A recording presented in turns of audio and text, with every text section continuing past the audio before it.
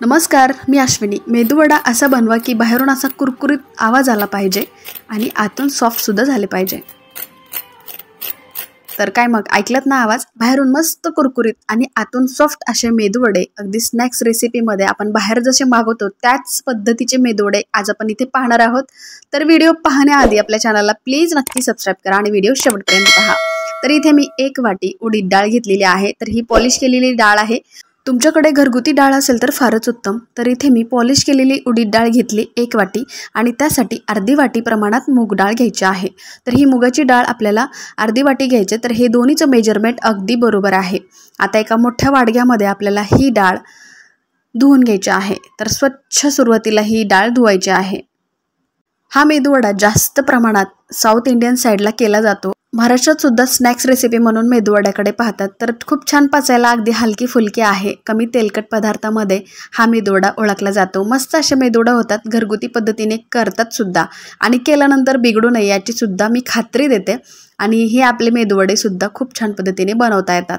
आता ही डाळ मी 2 ते 3 वेळेस स्वच्छ पाण्याने धुवून घेते आणि त्यानंतर आपल्याला हे पाणी काढून घ्यायचं आहे। आता हे पाणी काढल्यानंतर यामध्ये डाळीच्या वरती पाणी येईपर्यंत आपल्याला ही डाळ भिजण्यासाठी रात्रभर ठेवायची। तुमच्याकडे वेळ कमी असेल तर तुम्ही 3 ते 4 तासासाठी सुद्धा ठेवू शकता। तर इथे मी रात्रभर भिजत घातली होती आणि त्यानंतर सकाळी ही डाळ आता मी काढून घेते।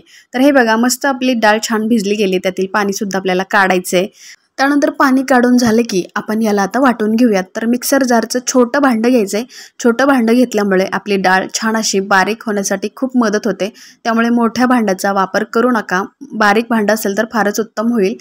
पाण्याचा वापर न करता हे वाटण वाटायचं आहे। तर हे बघा, अगदी घट्ट असं मिश्रण आपल्याला करायचे। पाण्याचा वापर केलात की तुमचे मेदूवडे तेलामध्ये विरघळण्याची शक्यता असते, त्यामुळे पाण्याचा अजिबात वापर करायचा नाहीये। आणि जर तुमच्याकडून थोडंसं पाणी झालं किंवा पातळ जरी झालं तरी काही हरकत नाहीये, काळजी करू नका। त्यासाठी सुद्धा इथे मी एक टिप सांगते।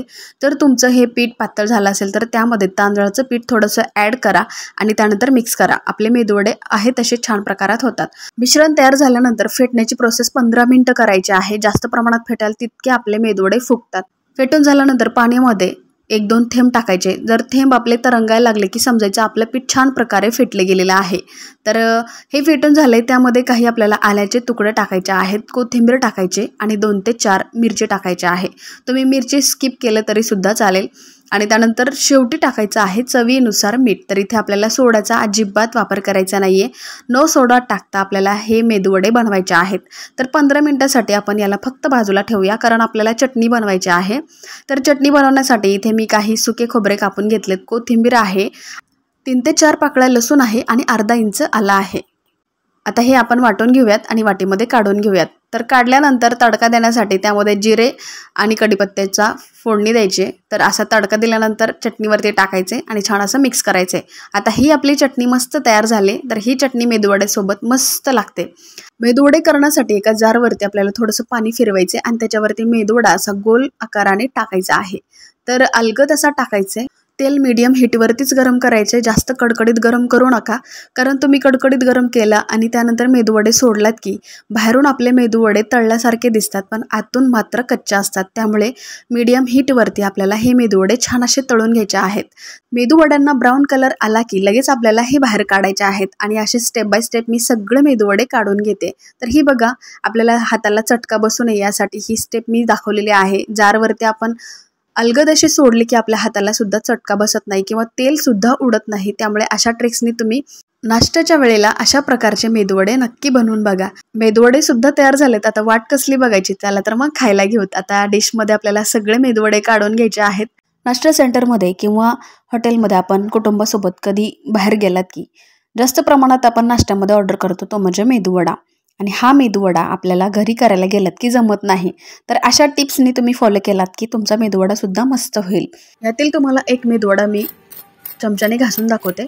तर हे बघा, कुरुम कुरुम असा आवाज आला पाहिजे। तर छान असा आवाज आला की समजायचं आपला मेदूवडा परफेक्ट असा जमलेला आहे।